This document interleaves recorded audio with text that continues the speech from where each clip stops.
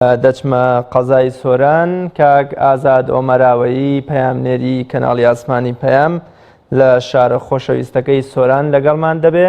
ئەویش بە هەمان شێوە چالاکی بەڕێکردنی شەوانی قەدری پیرۆزمان لە یەکێک لە مزگەوتەکانی قەزاکەوە بۆ دەگوازێتەوە. کاک ئازاد سڵاوی خوارد لێبێ، تاعاتان قبول بێ و فەرموو باز لە بەڕێوەچوونی چالاکی بەڕێکردنی شەوانی قەدری پیرۆزمان بۆ بکە.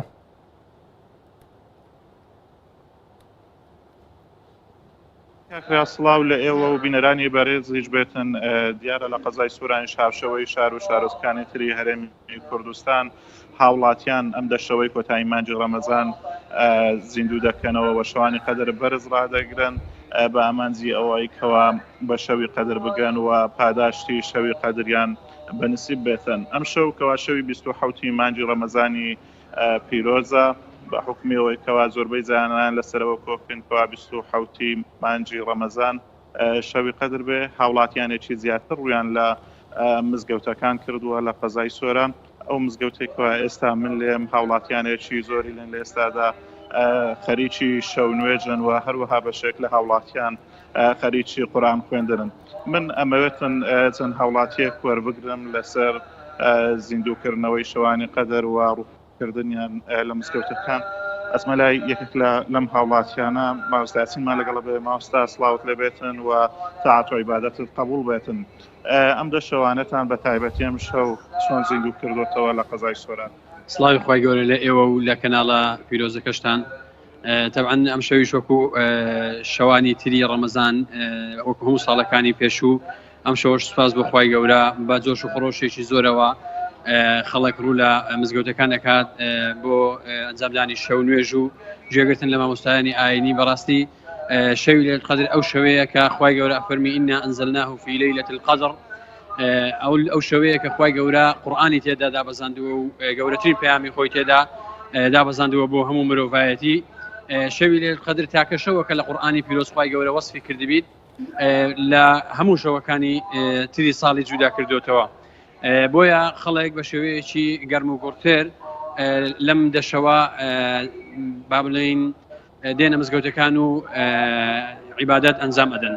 هاوڵاتیانی سۆران تا چەندە بە جۆش و خۆشەوە ڕوو لە مزگەوتەکان دەکەن لە بشەوانەدا؟ بەڵێ سوپاس بە خوای گەورە. خەڵکەکە بە شێوەیەکی زۆر گەرم و گوڕ و بە جۆش و خۆشەوە ڕوو لە مزگەوتەکان ئەکەن.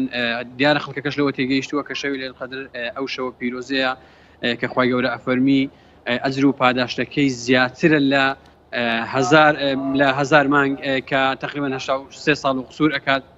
بۆیە خەڵکەکە زۆر بە گرم و گوڕەوە ڕوو لە کردن و ئەنجامدانی عیبادەت و شەو نوێژ و تەراویح و سەڵات و لەیل ئەکات. کەسن بە حکمەوەی دەنگێکی خۆش هەیە حەزەکەین سوورەت قەدرمان بە دەنگە خۆشەکەی خۆت بۆ بخوێنیت بەسەر چاوان.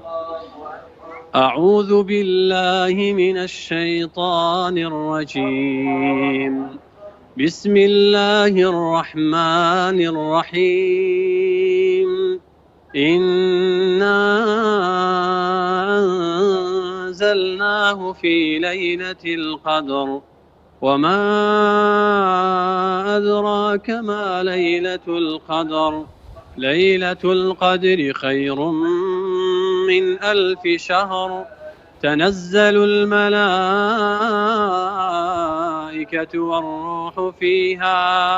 والروح فيها بإذن ربهم من كل أمر سلام هي حتى مطلع الفجر.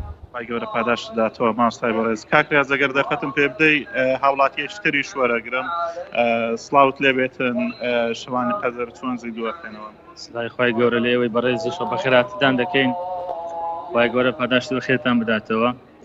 دیارە ئامانج لە دروستبوونی مرۆڤ ئەنجامدانی خواپەرستیە. هەروەکو خوای گەورە دەفەرمێت وما خەلەقت الجن والئینس إلا ليعبدون.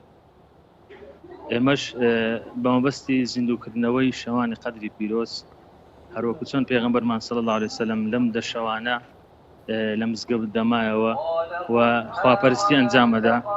ئێمەش کە خۆمان بە شوێنکەوتی ئەو پێغەمبەرە ئەزانین صلی الله عليه وسلم هەر بەو مەبەستە ڕوومان لە مزگەوتەکان کردووە و ئەو شەوانە زیندوو ئەکەینەوە بە ئەنجامدانی خواپەرستی.